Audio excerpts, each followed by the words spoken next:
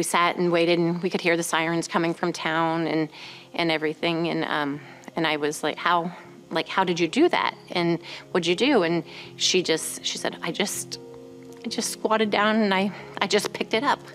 And so, that's when I realized it was a miracle.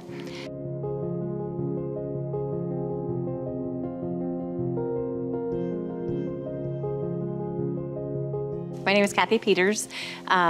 I live here in Versailles, and we live on a small farm. We have sheep and horses and 3 children. I help a little with my husband on the farm. He does the majority of it, taking care of the horses and sheep, but when he is traveling, I do help take care of things for him. It was December 16th of 2021. My husband was traveling, so he was in Nashville for work for the week, and so I was home and I would do the chores in the morning. And as I was finishing, just getting the last little bit of hay to feed, as I turned, I noticed the stack of the big square bales was starting to come down. Somehow the top bale kind of missed my head, and then the second bale landed on me and pinned me underneath there. I just got home the day before from school, finished up for Christmas break, and just was doing my normal thing. I just looked on Snapchat real quick, and she posted a picture with her and the sheep. I was like, oh, that's really cute, Mom with the sheep this morning. And then 30 seconds later, I got a phone call from her saying to come out to the barn. I don't even remember if I had time to put on shoes. I really don't. I came out, whatever I had on, just came running out and found her the way she was in the barn. She was pretty much under the bale from her waist down, was just telling me, go get the skid loader. It's over there, just go grab that, hop in there and get the bale off. And I couldn't figure out a way to do that without skewering her or hitting her with it or hurting her worse. So I just looked at her and said, on the count of 3, I'm going to lift this up. And I don't know how it happened. It's kind of a blur for me, to be honest with you. I just lifted it up and she was out before I knew it. That's not possible for, a young lady to be able to lift 1,000 pounds just directly up off of there. So I knew that those were God's hands working through her to save me, to free me out of there. So, I sat and waited. Well, first she told me she would take me to the hospital in her car. She said, I'll just load you up in my car. And I said, honey, I think it's a little worse than that. And she said, okay. So I said, ambulance is on its way. And actually by that point, we could hear it coming. And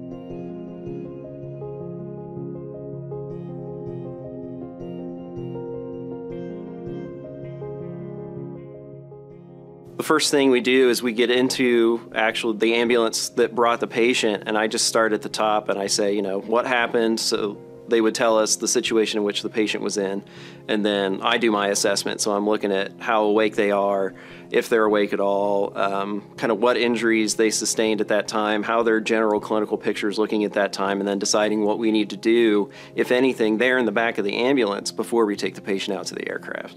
In general, she had almost every rib in her chest broken.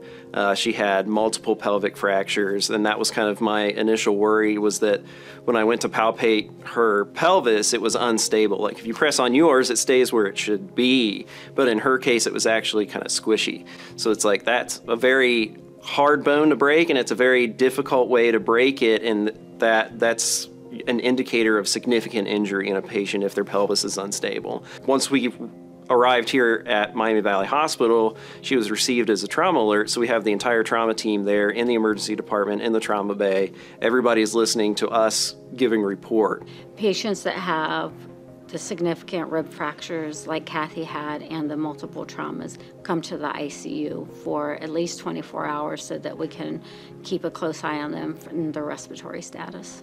So we consult our orthopedic team for that.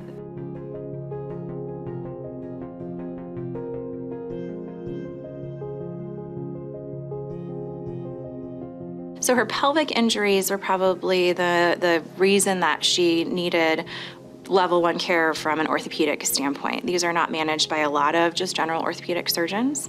She also had a fracture dislocation of her ankle that needed more urgent care as well, meaning a reduction, so getting the ankle back where it's supposed to be to help protect some of the skin and the soft tissues around it. With the pelvic injuries, these can be pretty serious because you can have a lot of soft tissue injury around them as well, with bleeding, with bladder injuries, and those sorts of things that need to be evaluated and ensure nothing else besides fixing the bones needs to be done. Dr. Gerald was wonderful, from the minute, I met her, and she was, telling me what all my injuries were, assessing everything, kind of letting me know what the game plan was on how things would, how be taken care of and when the surgery would happen, and kind of the game plan on how to fix things. Cathy's doing great. She's a very resilient and just pleasant woman. I knew she would do well from the moment I met her because she was so self-motivated and had a great support system around her, which I think is really important. All things considered, from where I started and the extent of the injuries and what we thought would have to happen and how long it might take for recovery, I'm very blessed. I'm doing very, very well. We're very blessed to be as close in proximity to Miami Valley Hospital as we are. I had some people say, oh, it's so unfortunate, that this happened at Christmas time, and, how sad that this affected your holidays. And I said, actually, I thought it was a blessing that if it had to happen, it happened then. My kids were able to be home. So we were in Upper Valley Medical Center in the rehab for Christmas that year.